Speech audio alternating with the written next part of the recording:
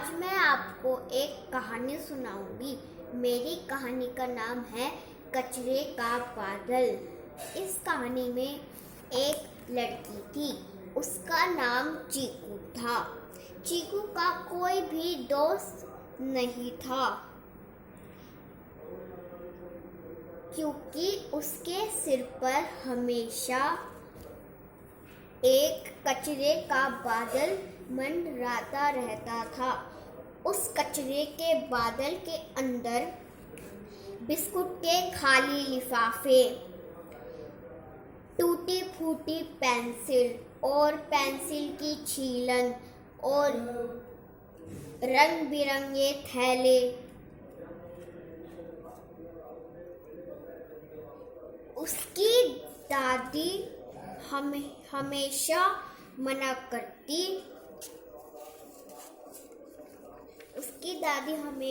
करती कि कूड़ा, केले का छिलका सड़क पर मत फेंको, बिस्कुट के खाली लिफाफे कूड़ेदान में डालो। चीकू ने स्वीटी से पूछा, हम दोनों साथ साथ ही स्कूल चलते हैं ना? स्वीटी तो मुंह चिढ़ाते हुए उससे दूर भाग गई।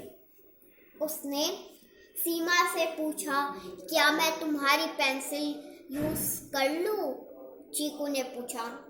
सीमा तो अपनी जगह बदलकर दूसरी जगह स्वीटी के पास बैठ गई।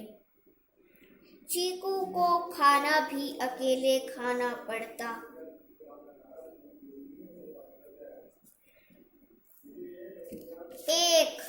एक दिन दादी को बहुत गुस्सा आया। उसने कहा, देखना, अब ये बादल तुम्हारे सिर पर ही रहेगा। और चीकू हंसती रही और कूड़ा फैलाती रही। जब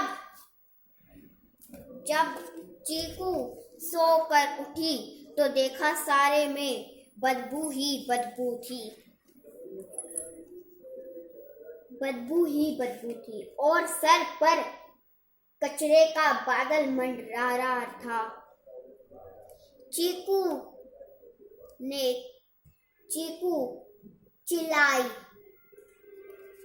उसने भागने की भी कोशिश की, उसने कूड़ेदान में भी फेंकने की कोशिश की, उसने भरपूर कोशिश की, लेकिन वो उसे भगा नहीं सकी।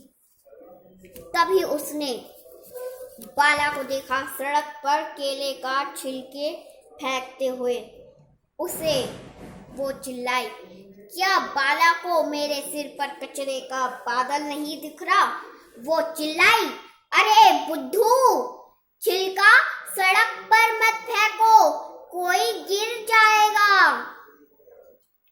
बाला ने कचरे के बादल को देखकर डरकर केला कूड़ेदान में डाला। फिर जब चीकू सो के उठी, उसका बादल छोटा हो गया।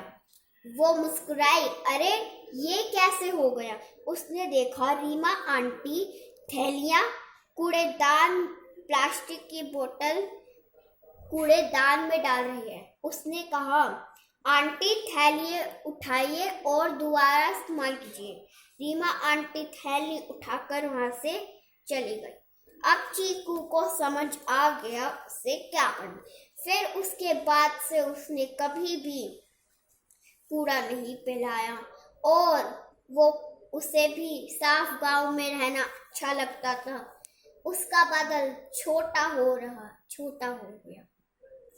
एक दिन वो गायब हो गया और चीकू सबसे खुश लड़की, दुनिया की खुश लड़की बन गई। लेकिन उसे डर था कि बादल दोबारा वापस ना आ जाए। Thank you.